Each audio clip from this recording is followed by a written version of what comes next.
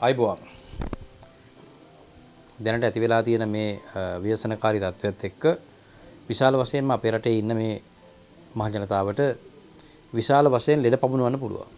දැන් සාමාන්‍යයෙන් උණ හෙම්බිරිස්සාව ඊට අමතරව ඇඟපතේ වේදනාව ගොඩක් වෙලාවට දැනට මේ කියනවා මී උණ වසංගතය කියලා.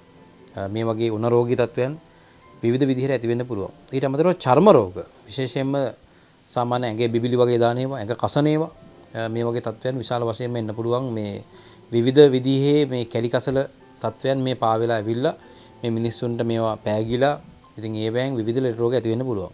ඉතින් ඔබට මේ දේවල් වලින් වළකින්න මේවෙන් පරිස්සම් වෙන්න විශේෂම දෙයක් තමයි දැන් සාමාන්‍ය ඇඟේ කැසීමක් තියෙනවා නම් ඔබට තදබල ලෙස කැසීමක් එනවා නම් ඔබට හොඳම දෙයක් තමයි මේ වෙලාවේදී කොහොඹ කොළ ඊට අමතරව අමු කහ ඊට අමතරව ඉත්තෑ කොළ කියලා අපි අර නලා කොළ කියලා හදන්නේ. දැන් සාමාන්‍යව වැටවල්ලා ඉන්නේ නලා කොළ කියලා જાතියක් තියෙනවා. ටිකක් කොළේ කනකන් ඊට අමතරව ඇත්තෝර කියන එක අපිට භාවිතා කරන්න පුළුවන්. මේ වර්ග හතර අරගෙන මේක තම්බලා මේකෙන් ඇඟ හොදනවා නම් සාමාන්‍යයෙන් ඔබගේ කසන ප්‍රදේශයේ ඔබ සෝදනවා නම් ඒ කැසීම අඩු කරගන්න හැකියාවක් තියෙනවා.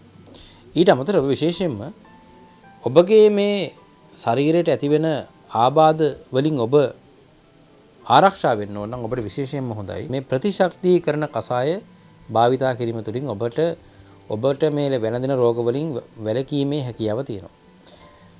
යකිනාරංකොල, වෙනිවැල්ගට, කොත්තමල්ලි, අමුයිඟුරු, සුදුලුණු, පාවට්ට, මදුරුතලා කොළ. මදුරුතලා කියන්නේ මේ තුල්සි කොළ.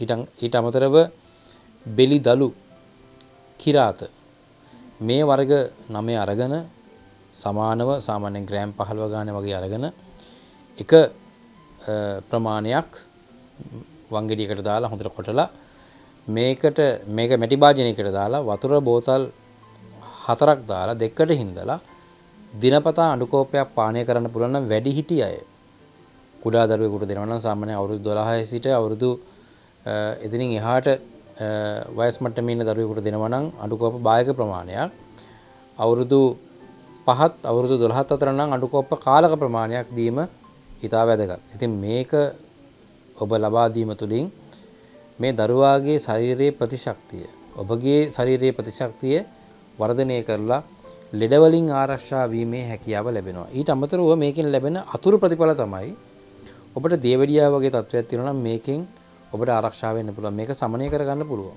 ඊට අමතරව ඔබට අධික රුධිර පීඩනය කියන රෝගී තත්ත්වය තියෙනවා නම් ඒකෙන් ඔබට ආරක්ෂා වෙන්න පුළුවන්. ඔබට කොලෙස්ටරෝල් තියෙනවා නම් ඒක සමනය කරගන්න පුළුවන්.